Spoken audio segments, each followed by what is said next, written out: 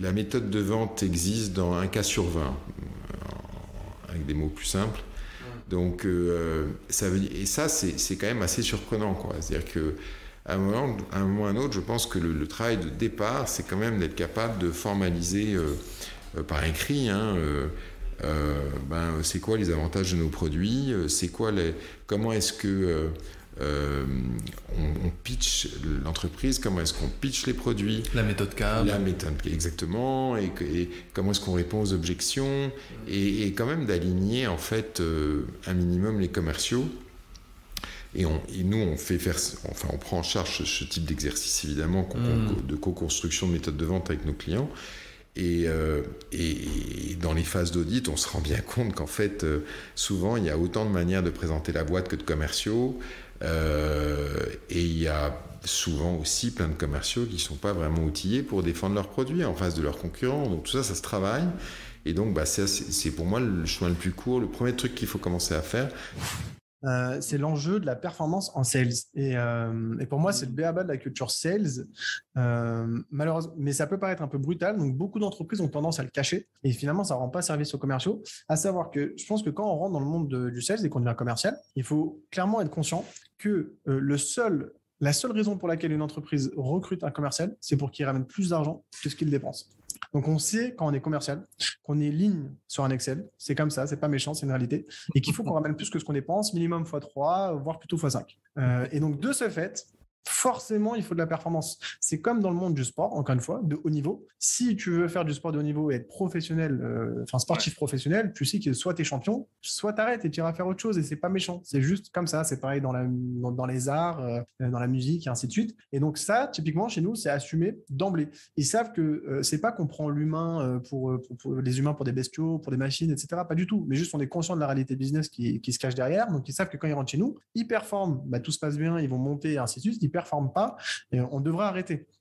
Quand j'étais à votre conférence il n'y a pas si longtemps, il y a deux choses que j'ai dit. La première chose, c'est qu'un canal est souvent lié à la personne qui utilise le canal. Donc on a tous notre personnalité. Il y a des gens qui vont sortir super à l'aise au téléphone parce qu'ils ont ce bagon. Il y a des personnes qui ne sont pas à l'aise au téléphone parce que ils ont peur de l'autre, ils ont peur du rejet, ils ont peur de plein de choses, et ils vont se sentir par contre super à l'aise par mail. Ils ont une superbe plume et ils vont super bien marcher par mail. Moi, j'ai une de mes best performeuses, Europe, c'est la number one monde en PipeGen, et elle fait tout par mail.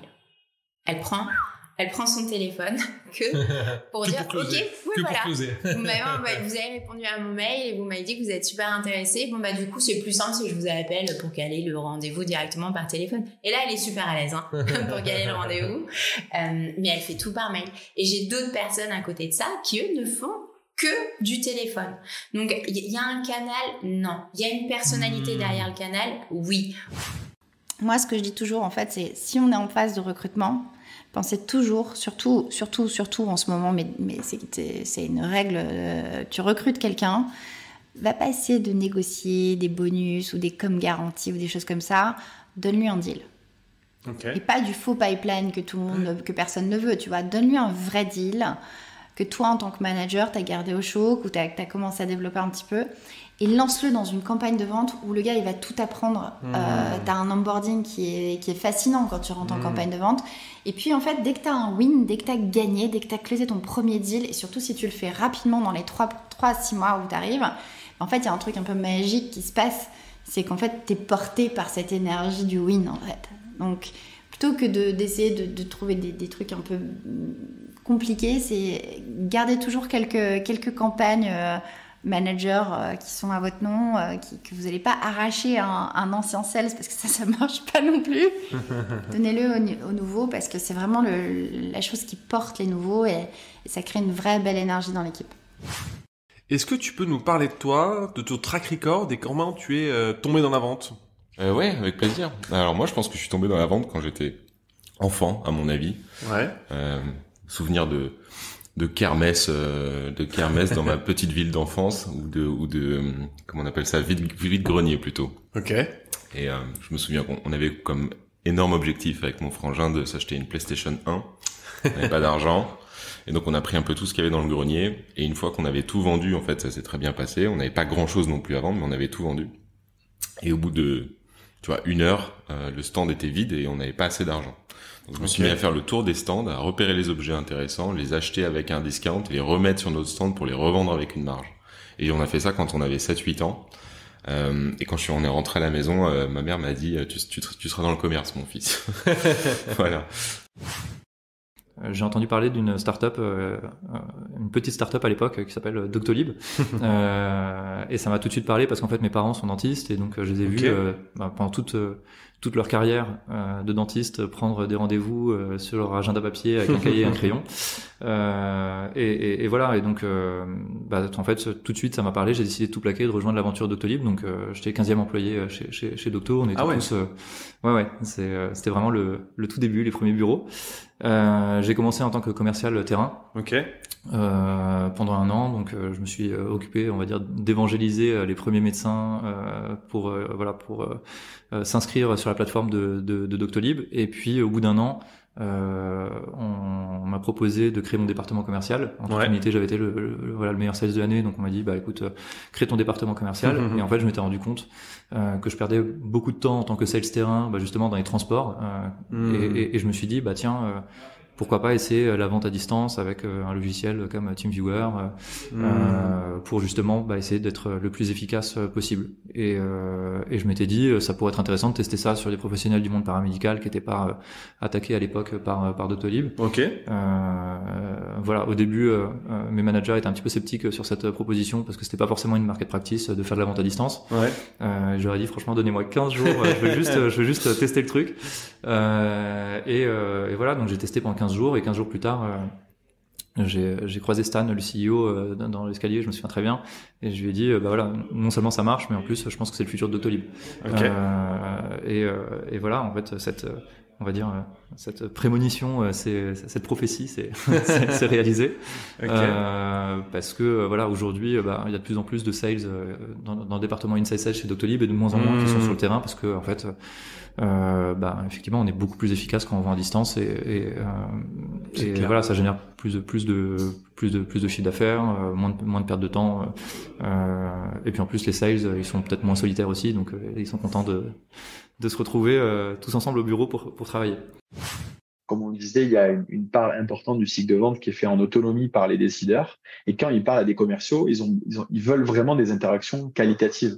En fait, ils n'ont pas besoin d'avoir des choses, on va dire, basiques qu'ils auraient pu voir sur le web. Ils ont besoin vraiment de gens qui se positionnent ce qu'on pourrait appeler des trusted advisors ou des experts finalement de leur écosystème qui vont être en capacité de les conseiller et créer vraiment de la valeur pour eux. Donc, bien entendu, l'humain est au cœur de la vente et au cœur de la relation. Maintenant, pour moi, quelles sont les grandes tendances de demain sur le monde de la vente? Ça va être l'IA et le machine learning dans la vente pour toujours aider en fait les équipes à être de plus en plus performantes. Ça va être aussi tout ce qui des technologies qui vont pouvoir aider les équipes commerciales à se concentrer sur des tâches à haute valeur ajoutée. C'est comme quand on fabrique des forces spéciales dans l'armée. Okay. C'est une élite parmi un groupe. C'est-à-dire qu'il y a d'abord il y a des gens, et là-dedans, il y a des gens qui ont des spécificités qui vont former une élite. Quand on est commercial et qu'on a des petites transactions à faire et un petit objectif, mais quand on va devoir attaquer un compte, parce que c'est ça, il s'agit d'aller attaquer, quand on va attaquer le secteur bancaire, qu'on n'a encore aucune référence dans la région, qu'on est dans une équipe et qu'au maximum on a 3 ressources, c'est grosso modo aller attaquer le Mont Blanc ou l'Annapurna avec un piolet, un sac à dos et un Sherpa. C'est ça. Voilà, c'est de ça qu'on parle. Et que s'il faut 12 mois pour conquérir la première affaire et rentrer, il en faut un mental d'excellence pour être capable de gérer la chose dans la continuité, de comprendre la complexité des gens, de comprendre l'écosystème. Quand on est dans une petite boîte et qu'on a un CEO, assez rapidement, c'est sa boîte, s'il fait pas ça, ça marche pas, les gens sont assez transparents, il y a 3 interlocuteurs pour avoir la discussion. Quand on est dans une grande boîte, il y a plein d'étages intermédiaires entre deux, et puis il y a un agenda politique ou il y a un agenda personnel qui se greffe. Parfois, des gens vous disent l'inverse de ce qu'ils pensent, Parce qu'en fait, ils veulent pas s'avancer, pas s'exposer, ou ils ont un plan qui est différent. Ouais. Et donc là, il faut beaucoup de méthodologie pour à la fois confronter ce qu'on voit avec ce que les gens disent. Et ensuite, faire des déductions. Je dis toujours, votre métier, c'est un job d'enquêteur. Vous arrivez sur un lieu du crime, il y a un cadavre, il y a un mégot avec un peu de rouge à lèvres dessus. Et ben, il va falloir remonter toute la file jusqu'au bout. Et vous partez avec ça.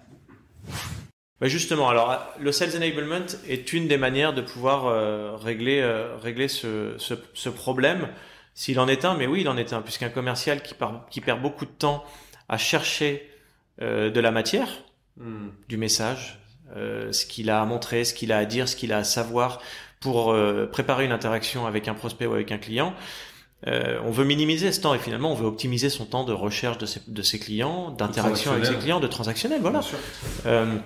Donc c'est précisément ce qu'un HighSpot va faire, pas forcément de manière isolée, mais on va, pour schématiser, apporter le bon message, donc le bon sales play, la bonne battle card, voilà, tous les éléments dont un commercial va avoir besoin. On va lui apporter au bon moment et d'une manière extrêmement contextuelle, de manière à ce qu'il puisse la consommer, la personnaliser et la consommer, et ainsi garantir qu'il aura un impact le plus fort possible lors de son action, lors de l'action qu'il prendra, que ce soit un meeting, une présentation, un call, voilà. Tout ce qu'il devra faire, on va lui apporter la matière pour le faire le mieux possible. La troisième, c'est être ambitieux. Donc l'ambition, elle est partout. Donc chez les commerciaux, l'ambition, c'est pas que de l'argent entre guillemets. Si parfois on veut stigmatiser le sales à l'argent, mais l'ambition, ça va être aller au-delà de son précaré en fait. Donc ça rejoint un petit peu l'esprit d'entrepreneur, mais c'est ça être ambitieux en fait, c'est de penser au-delà. Et la dernière valeur dans la culture, c'est d'être authentique. Donc moi, je cultive énormément aussi cette valeur. Ça veut dire quoi? Ça veut dire embrasser en quelque sorte la différence et cultiver la différence. Donc et ça, c'est clé. C'est la richesse d'entreprise. Donc c'est vrai qu'au niveau du message qu'on a reçu hier soir, c'était la différence sur nos recrutements. En termes de diversité, mais aussi les hommes, les femmes. Donc voilà, c'était un peu plus là-dessus, mais moi je cultive la différence de manière globale. Ok, top. Donc créativité, intrapreneuriat, ambition,